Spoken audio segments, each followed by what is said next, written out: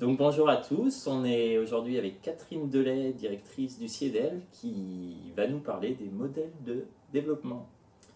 Donc bonjour Catherine. Bonjour. Ma première question pour toi, du coup, c'est quel est le modèle de développement dominant aujourd'hui, selon toi? Alors, selon moi, C'est une grande question. disons que pour essayer d'être brève et relativement claire quand même, le modèle, ou en tout cas ce qui est structurant dans le modèle de développement qu'on connaît aujourd'hui et qu'on questionne, c'est un modèle qui est construit de longue date, depuis des décennies, voire un peu plus, sur l'idée de progrès. Et sur le fait que le progrès dépend ou repose en fait sur l'accès au bien-être matériel. L'accès au bien-être matériel suppose que les sociétés soient en mesure de produire un certain nombre de biens et de services et que en fait, les membres de cette société accèdent à ces biens, à ces services, consomment. Pendant très longtemps, on a mesuré le soi-disant développement qu'avec un seul indicateur qui était le produit intérieur brut, qui est en fait le PIB, voilà, le célèbre PIB, ou son corollaire le PNB, et qui en fait donne une idée de croissance. Mais développement n'est pas synonyme de croissance, en tout cas dans l'idée que nous nous en faisons. Et c'est un élément qui a conduit à ce que, pas le seul, mais à ce que l'économie se constitue en science autonome et qu'elle se revendique comme une science autonome.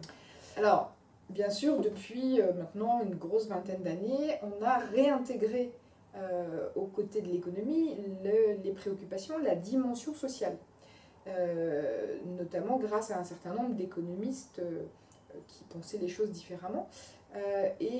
C'est, pour simplifier, quelque chose qui a été très structurant pour l'énonciation des objectifs du millénaire pour le développement, donc qui ont été la référence entre 2000 et 2015. Et puis, on réintègre progressivement les questions environnementales, et 2015 donc, est quand même une étape significative, à la fois parce que c'est l'année où on a validé les nouveaux objectifs du développement qui maintenant s'appellent les objectifs du développement durable, les ODD, donc qui vont être notre fil conducteur pour les années à venir. Donc, on retrouve progressivement les trois piliers dits du développement durable, l'économique, le social, l'environnemental. La quatrième dimension, dans le croisement entre les trois cercles, c'est la gouvernance. Et en fait, la quatrième dimension qui manque encore et qui nécessite d'être réintégrée, c'est la dimension politique, au sens du politique, et pas de la politique, donc effectivement, enfin du politique au sens de comment on régule, comment on prend des décisions, comment on organise les sociétés et donc la conduite des différents sujets, affaires, etc. dans ces sociétés. Et un des mots forts qui sort, c'est bien le mot progrès. Mais un des mots forts qui sort aussi, c'est le terme échec. Voilà, et ce modèle dominant, tout le monde s'accorde à dire, mais dire ne suffit pas, qu'il faut en changer.